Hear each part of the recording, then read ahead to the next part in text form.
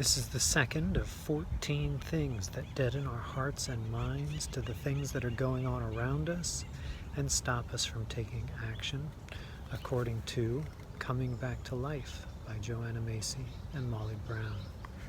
Fear of despair. A sense of some overarching meaning to our lives is as necessary as oxygen. We can face and endure tremendous hardships with heroic courage, so long as we believe there is some purpose to our existence, some value to our actions. But the present planetary crises, if we dare to look at what they forebode, present vistas of such unprecedented loss as to threaten with absurdity all that we have believed in. So, fearing that our lives might be drained of meaning, we look away. When we are brave enough to study the available data, they turn out to be more alarming than most of us had assumed. Many peace and environmental advocates carry a heavy burden of knowledge.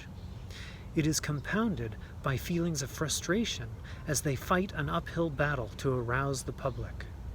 Yet they view their own frustration and despair as counterproductive to their efforts. They take little or no time to honor their feelings, much less mourn. In their role as mobilizers of the public will, they may feel they can't, quote, let their hair down, end quote, and expose the extent of their own distress. The consequent and continual repression of feelings takes a toll on their energies that leaves them vulnerable to bitterness, depression, exhaustion, and illness. For people of religious faith, the prospect of losing hope is particularly challenging. God won't let this happen, many think when faced with prospects of vast destruction and loss. Even to entertain such possibilities can seem to contradict our belief in a loving and powerful God, and in the goodness of creation itself. Are feelings of despair a sign of inadequate faith? Although every major religion calls us to open to the suffering we see around us, we tend to forget those summonses. Assuming, perhaps unconsciously, that our God is too fragile or too limited to encompass that pain, unsure whether God will meet us in the midst of such darkness, we hesitate to let ourselves experience it, lest our faith be shattered or revealed as inadequate. As Joanna Macy and Molly Brown write, it is critical to have some sense of greater purpose as we move through our lives. And no matter the source of that purpose, it is critical that we find a way to figure out what that is. For each of us will have our own individual purpose. So much of the world, especially the business as usual world, is focused on sabotaging our own sense of purpose so that our energy can be focused on or harnessed to their own sense of purpose. And often that purpose is financial, is profitable in nature. So what are we to do? Putting aside others' ideas of what is important for us and taking the time to explore what is important for ourselves is the most important, is the thing that will get us in line with the critical work that each of us has been put here to do. Macy and Brown go on and they say that looking at the difficulties ahead, the scope of what these purposes might be, can be overwhelming. The magnitude of the problems that we face as individuals and as communities can be overwhelming, can be stupefying. what are we to do? Most of us look away. Most of us tell ourselves, there's no way that I could possibly take care of whatever this thing is that in my heart is important, is critical to making a difference upon. Looking away takes us out of doing that important work. Looking away stops us from making the differences that all of us know are imperative. In the second paragraph, Brown and Macy acknowledge the deep burden that activists carry. Many activists are well aware of the difficulties that we all face, and as a result, the burden is often carried alone. They say that because we are trying to inspire others, some of us hold back on the difficulties that we ourselves carry. They also say that many of us don't take the time to honor our feelings, much less mourn.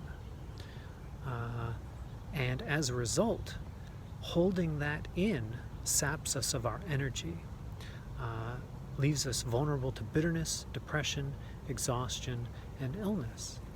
In my own life, I attempted to relieve them through sarcasm, through dark humor, through despair. And ultimately, these things do not bring me any closer to getting the work done that I need to get done. Instead, by sharing this burden with other people who care deeply about this work, I've found that I am better able to move toward acceptance in my own life, acceptance of the great task before me. But in hearing their support, in hearing that my concerns are shared, they become less weighty, interestingly enough.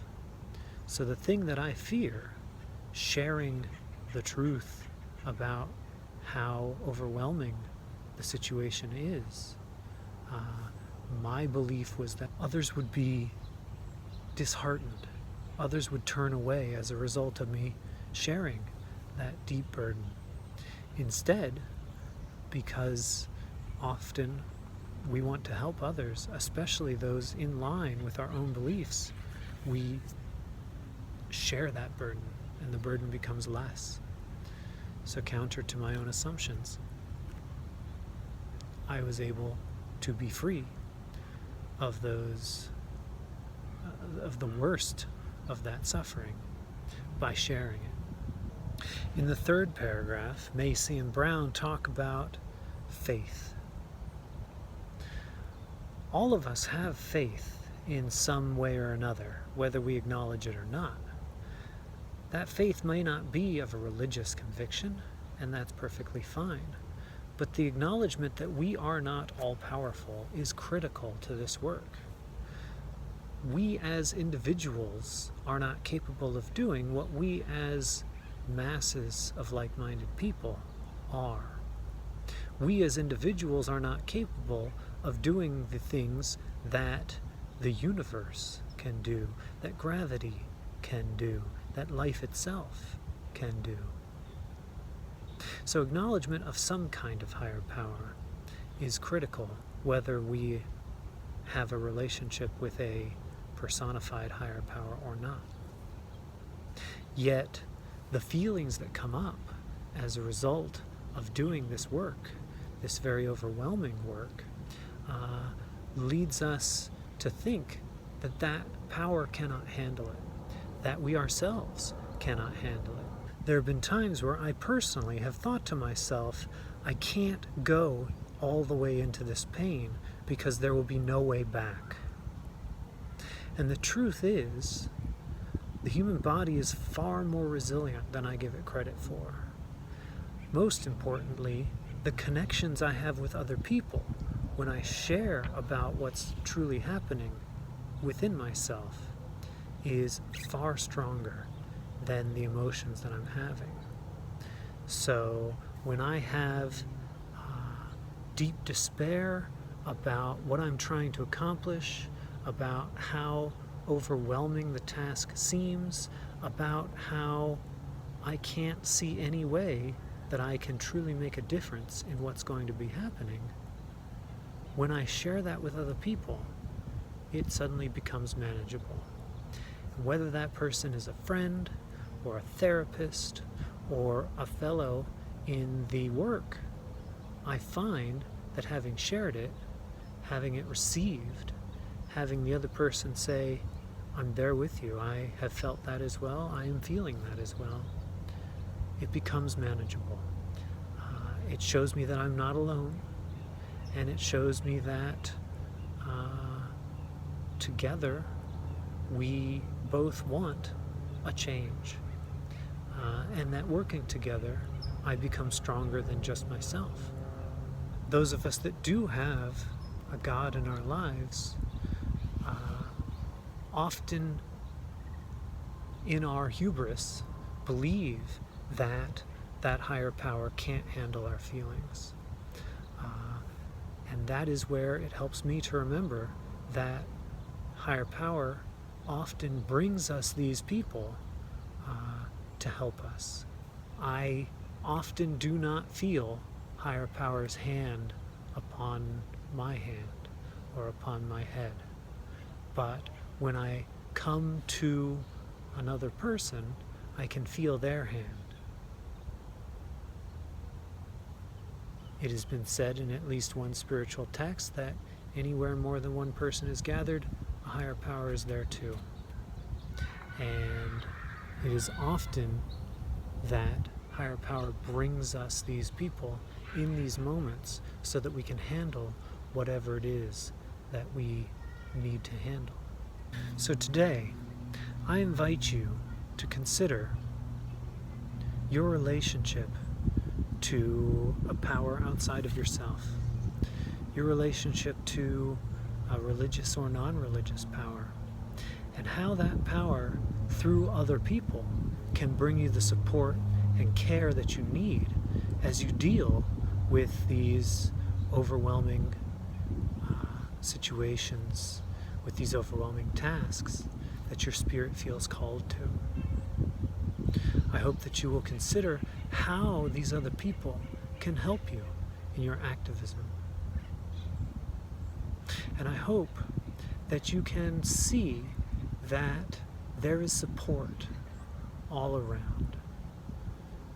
Yes, there are haters, but there's also support. And we can find that support when we focus on finding and building trust with those supporters. My name's Junius Welch.